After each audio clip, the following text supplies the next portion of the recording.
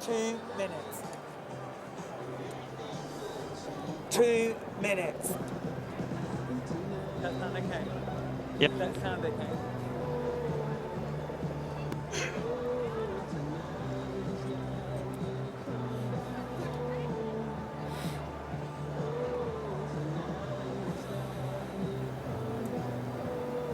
If you give me 1 minute, I'll stand up just up.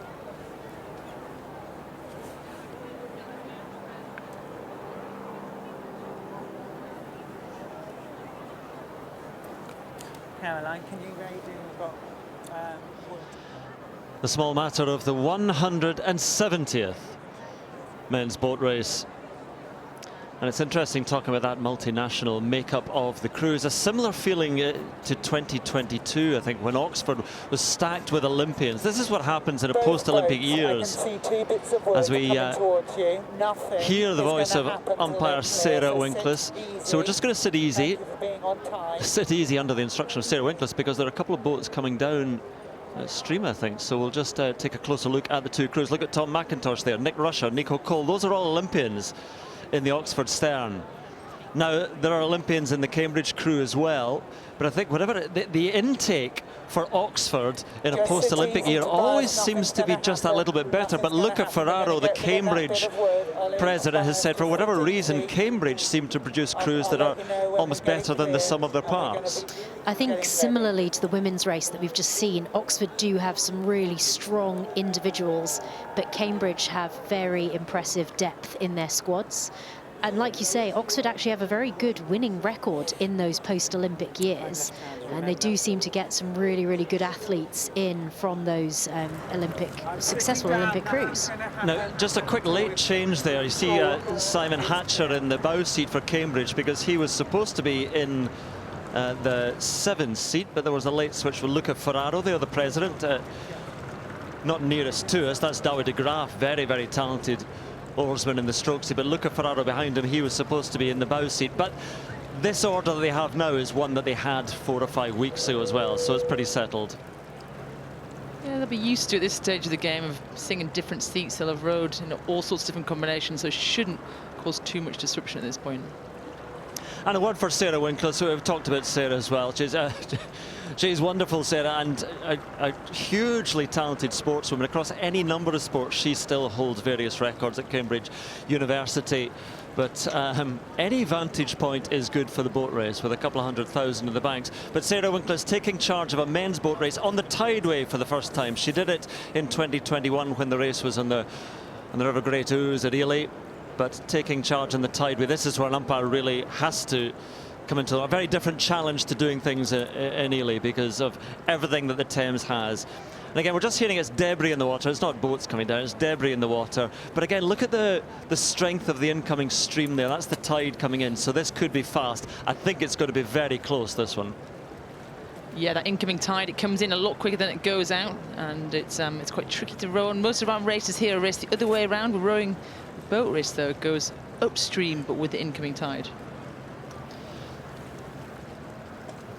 Well, each year Oxford and Cambridge start to build their crews again. They have 7 months. It's not a lot of time of training and hoping. We've got a choice here. I can either wait for a boat to get it, or are we comfortable it's far enough clear? So Sarah Winkler's just having a chat about that debris, just seeing if it's in the racing line. Not sure what the debris is, but it's debris and it's in the way. So And that is the problem with the Tideway. You get all sorts of unusual things floating down the river. I've seen sofas and oil paintings and fridges and all sorts. So you do have to be quite aware of what's under the water. Have you seen any of those things, or a vivid imagination? No, I've actually seen a sofa them. and a fridge. Yes, well, in our run up to our race, we ran over a fridge and really badly bent the fin.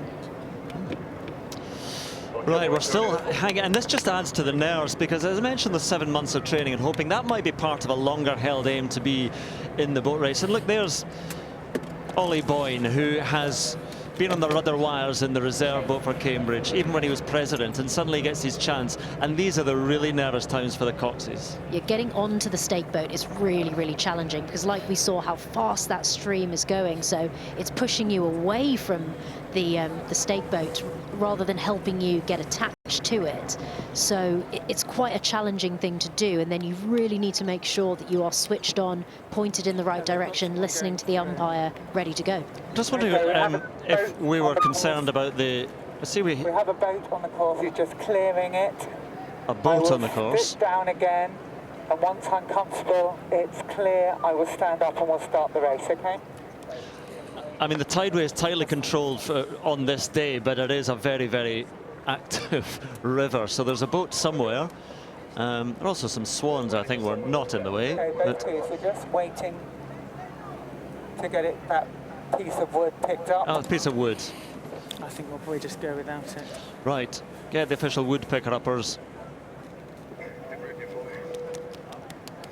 Seem quite relaxed there, the Port of London Authority. So I think we're moments away. It's tense time though. These crews have warmed up, got ready to be ready exactly 21 minutes past 2. So we're a little bit delayed.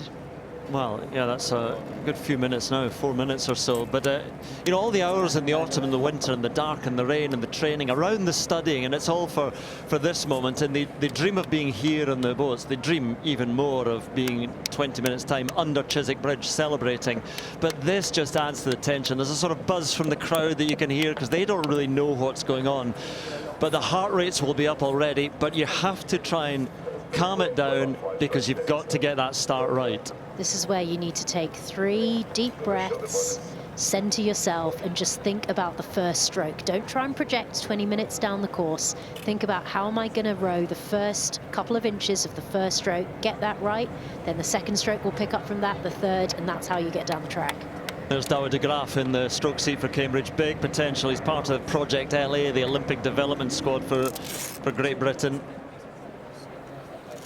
It all seems very placid there, but again, just the slightly later time as well. This is on peak water rushing in time, so it can get quite active, quite lively and choppy, the river, because we saw that breeze, that westerly breeze coming into the cruise round about Chiswick Reach. And we do anticipate that these two crews are going to be close and still fighting for that fast channel at that stage of the race. A little shot there. I think it was Hammersmith Bridge. If my bridge architecture is correct. Looked like Putney to me. Oh, right, okay. We'll agree to disagree. Good bridge chat as Sarah Winkles takes a little bit of a pause at the moment because they're just waiting for this debris, this bit of wood, to be removed from the course. So you can see that it's fairly relaxed in the boats at the moment. I'm sure it's not relaxed at all, but hands are not on oars. Look there at Chiswick Bridge, the cruise will be down there in about 20 minutes time, but there's people thinking, where on earth are they? What's happening? You're listening to Bridges of the Thames with Andrew Cotter, Jess Eddy and Zoe Toledo. Barnes Railway Bridge is a fine bridge. Again, I don't know the architect of that. It's not a Joseph Bazalgette one. And 2 bridges here to see, even better. Putney Rail and Putney Bridge there. Yeah. Putney Bridge is one of the oldest crossings of the Thames, after London Bridge and Westminster, actually. Right. A podcast, perhaps, we should do. One of the only bridges that's got a church on either side. No, bigger than that, but, interesting. I can keep going. Okay, that's brilliant. Thank you for looking. We may have to. So the race has been delayed just because of a bit of debris, a big bit of wood in the way in the stream, and it's obviously right out in the middle in the racing line here. So let's just take you through the crews there, and you see Tassilo von Müller in the shades just at the back just now, the German international, and in front of him Tom McIntosh. The very calm head, the New Zealander. McIntosh and Rusher and Cole all racing at the Olympics for New Zealand, for the USA, for Italy.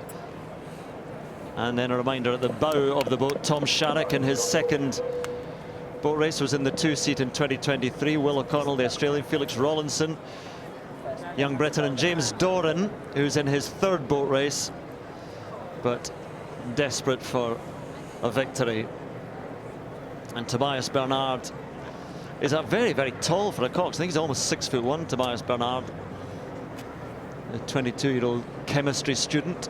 And then in the Cambridge boat, Simon Hatcher, as I mentioned, that's a bit of a late change, moving to the bow seat, the American. And Luke Beaver wasn't in the boat 4 or 5 weeks ago, had a bit of an injury, but his family here watching, back in the boat, and brings a huge amount of character. He's been in the reserve boat before and now up to the blue boat. So we are finally ready for the 170th men's boat race. Sarah Winkles. Pressure and nerves for her as well. But both crews have been told to get ready, and now it's Tobias Bernard, arm up, saying he's not ready, and Tom McIntosh has seen something. Looks rather scared by it. A porpoise sailing by. Ollie Boyne with his arm up as well. And there, look at the strength of the stream coming in with them. Oxford, what are you worried about? There's wood in our water on our stroke side. We'll let it go past, okay? Let the wood go past. It's far enough to Surrey that you should be okay, I think. Are you happy? Well, Sarah Winkler's saying, look, it's far enough out to the left there, to the Surrey bank, that it should be okay. There it is. Having his moment in the sun. Just looking for attention.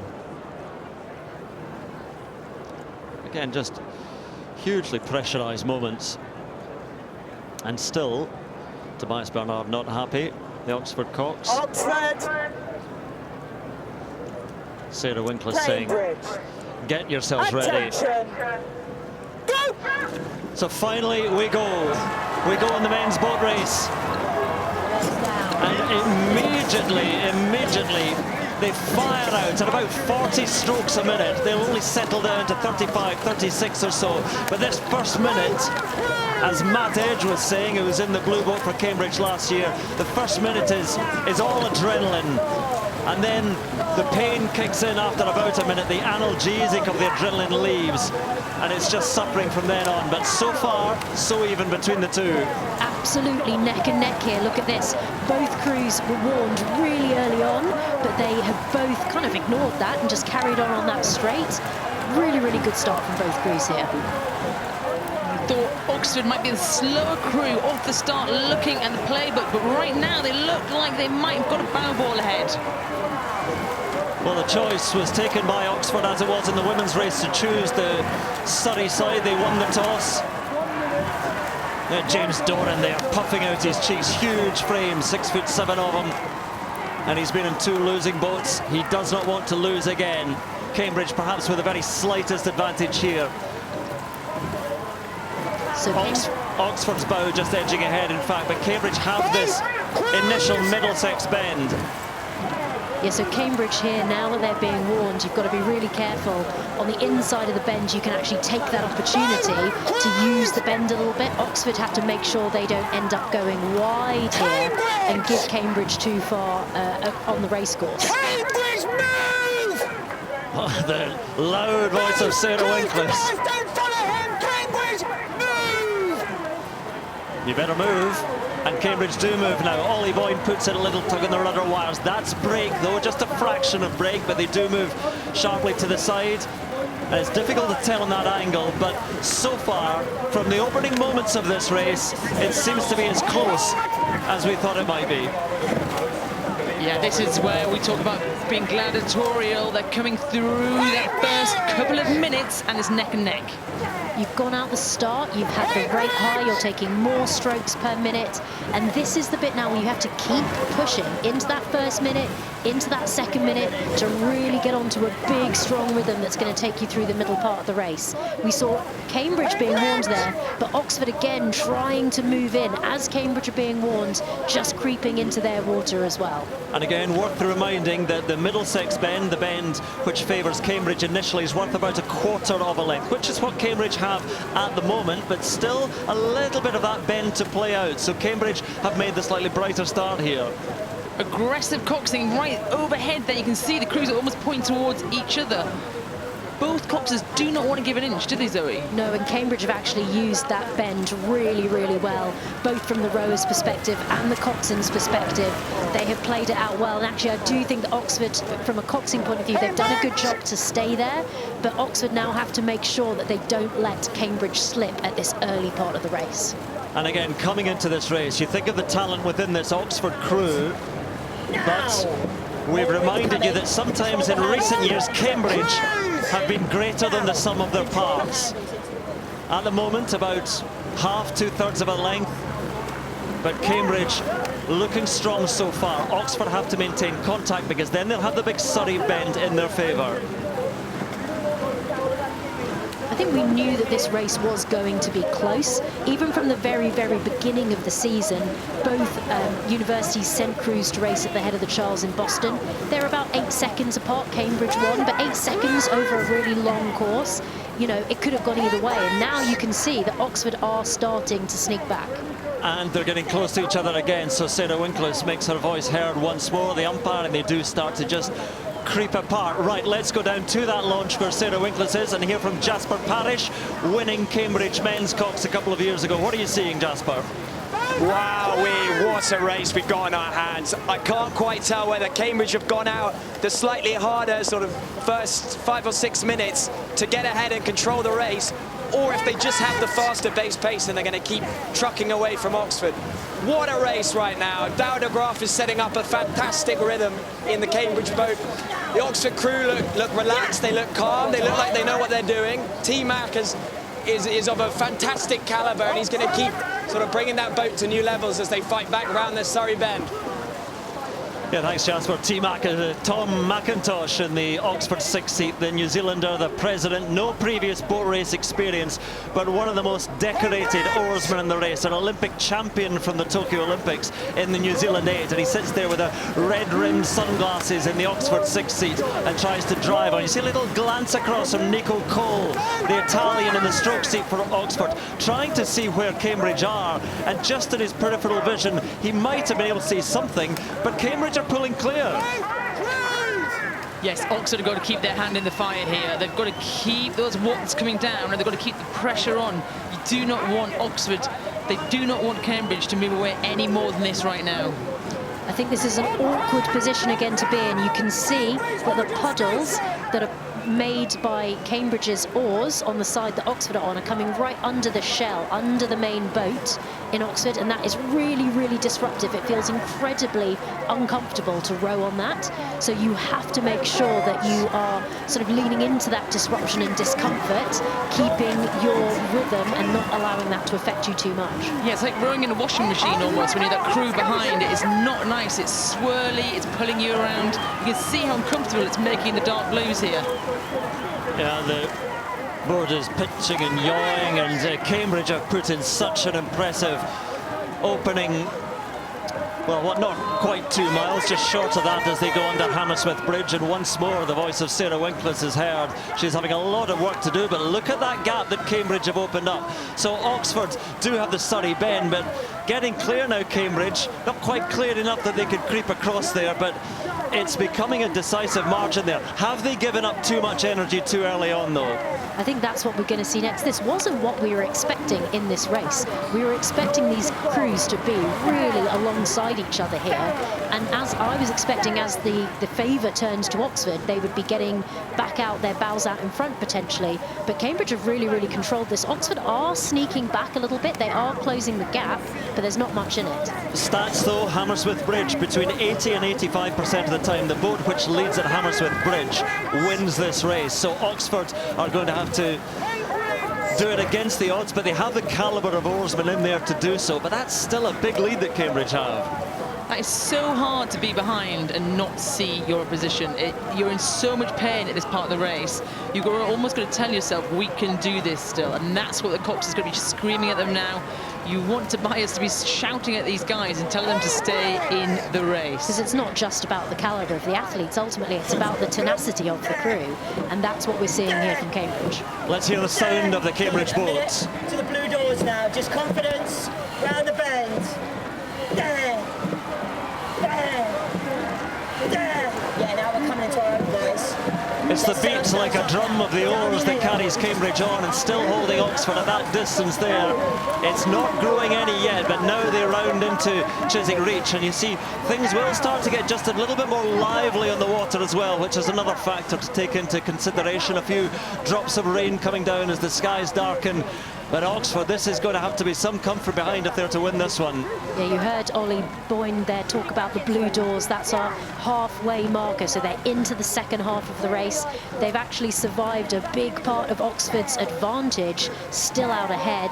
The water is now going to start getting a little bit rougher, and that's the thing about the boat race. It's not just the other crew, the river is there as well. The river, it offers no applause, it only offers distractions, it offers resistance, and you have to learn how to tame the tideway if you're going to win the boat race.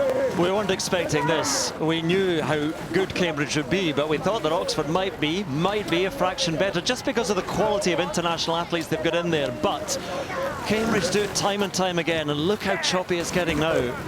And I think that's what Rob Baker does really well. He adapts his style based on the athletes he has, not just the style of the rowing, but also the training. So this year, for example, he knew that he had more experienced athletes, so he increased the training volume. He upped the mileage. He used what he had, and I think we don't know if that's something that, you know, maybe Oxford have yet to learn with two relatively new coaches here.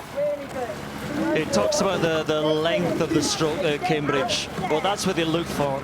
Length and quality of the finish as we look down on these giant 8-winged creatures beating their way down the Thames. And look at that gap between the light blues of Cambridge, the dark blues of Oxford, and the water which sprays across them now. They're able to look, they're able to get that lift from seeing the lead they have. It's one of the joys of rowing. If you're winning, what a seat to be in. You can see the crews behind you, or in this case, the one crew. This is one-on-one, and they can enjoy this. It's windy. Look at these conditions. That is not comfortable. That's hard to row in. Don't get anyone wrong. This is tough for these strong guys, and they've got to stick their oars in those water and leave their hull along still. Whereas Cambridge, loose, relaxed, powerful. I think the thing that we're seeing here now as well is that wind going against the stream, so it's hitting the water, it's really bouncing those waves up. You can see it now, this shot here, those ripples on the water make it really, really challenging to row through. Well, that gap is lifting. Now, the course record, 1998, what a huge crew that was for Cambridge, 9:56. So a fraction behind that. Course records, you take them with a pinch of salt because it's all down to the conditions, really, and how fast that stream is in behind you. Of course, quality of the crews as well, but it's never really about winning time, it's about winning margin. You have to believe. You'd be pretty pleased, though, if you were in that 98 crew still. We're going to lose. Right through them, boys. Show me the prettiest performance. Let's go. Sit-all press. Here, Tobias Bernard, you have to believe we're going to go through them again. The kidology of being a Cox, because look at that gap. He seemed very relaxed there. I'd want someone to scream at me a bit more if I was down this many lengths in the boat race. That's one of the hardest things about coxing, is when you are down, to think, what am I going to say to keep inspiring these guys, but not to panic them? Because that's the thing, you need to stay relaxed to row your best, but you need to impress. Loose out front, press down low. Loose out front, press down low. So Technique. Exactly. Ollie's keeping it very simple. He's focusing on technique. At this point, you know you've got enough to win the race. Essentially, what you need to do now is not put a foot wrong. You need to make sure you don't make any mistakes. Well, from a light blue point of view, from the Cambridge viewpoint, it looks very good indeed. A former Cambridge Cox, once again, Jasper Parish. Well, I am utterly stunned by this race. I did not see this margin coming up at all. Fantastic rhythm from the Cambridge crew. They just seem to keep rowing away, and I just think, you know, how proud I am to have rowed for a club. And I think, I could be wrong, but I think this will complete a clean sweep of all four open weight races and also the lightweight races. So Cambridge on absolute top form here, top form. We just saw, as we looked at the close-up of the Oxford crew, the utter pain on the face of Felix Rawlinson in the 3-seat. And look at this Cambridge crew. So David de Graaf, Ollie Boyne coxing, David de Graaf in the stroke seat. Again, we talk about him being a talent. And then Luca Ferraro, James Robson, George Bourne, the wonderful single sculler, Gabriel Maher, the Czech international, Luc Beaver, Noam Moualet, the French athlete in the 2-seat, and then Simon Hatcher, the American. They have come together and gelled. I mean, that is just waiting on that shot there. This is going to be a crushing victory, and I use that in every sense. Crushing victory for Cambridge, because Oxford came into this firmly believing they could win this, and a lot of people said, yes, it's going to be close, but they perhaps gave Oxford the slight edge. Well, again, look at that gap. Cambridge made that decisive move really quite early, and I wonder if Oxford were too complacent. Did they think they've done a bit too much? You know, we're going to have our bend now. And actually, by the time it got to their bend, by the time it got to Oxford's advantage, Cambridge were already ahead, and they lost any advantage they would get from having the move on their side. Keep getting these shots of Cambridge just on a river of their own at the moment, and Ollie Boyne, he doesn't need to tell his crew how far clear they are, because they know, and this will just feed them. Again, everybody's suffering at this stage in the race, but again, the suffering is less when you know that you're heading for victory.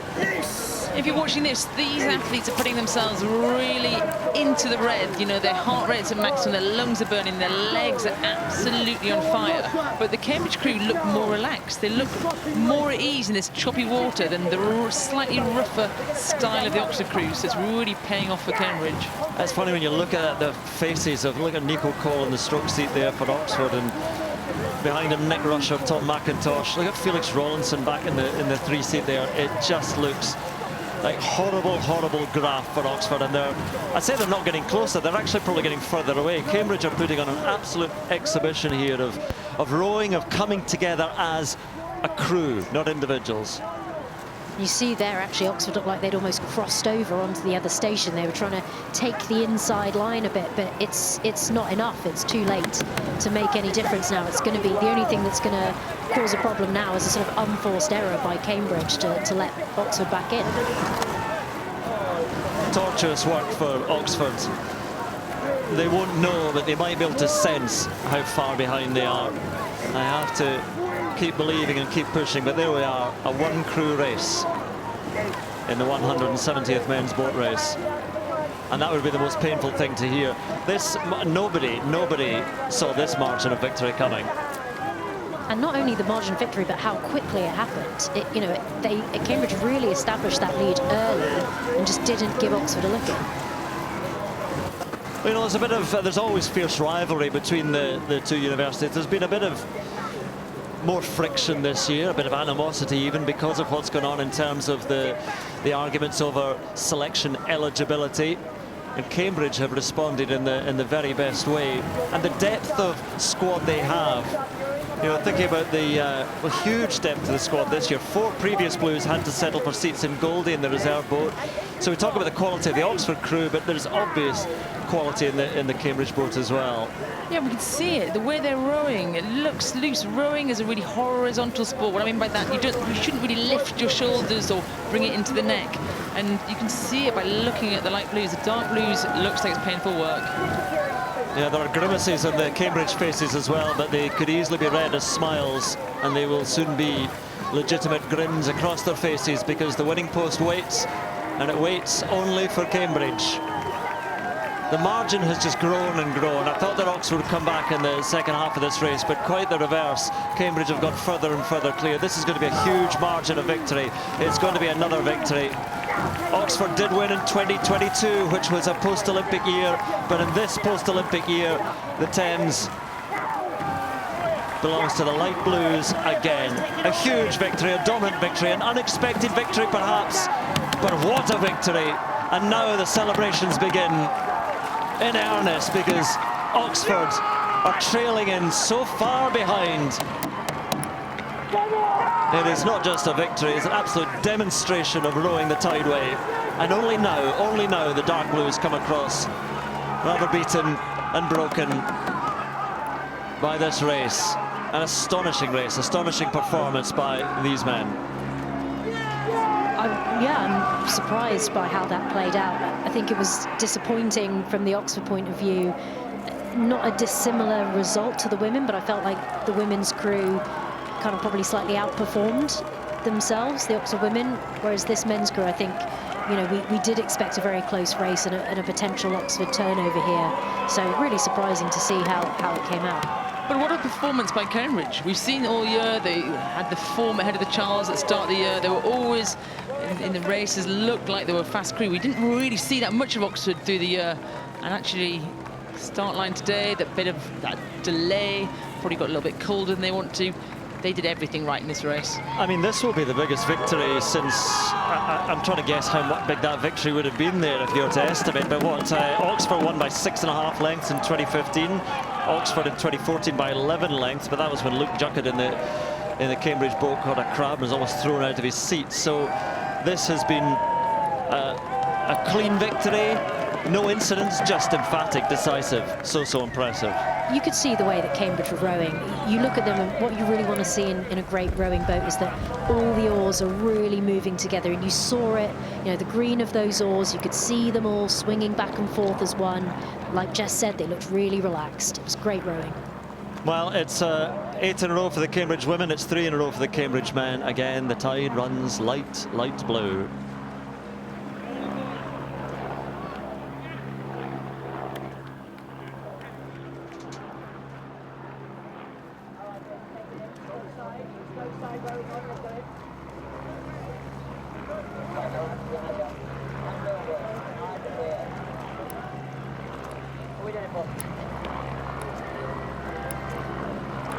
Side roll on now, hard, stroke side, bow side, hold. Guys, just focus, let's get the boat in.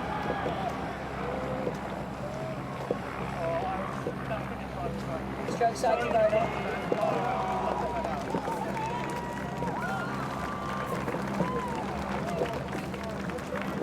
Guys, we're going to go past the boathouse, I think it's easier.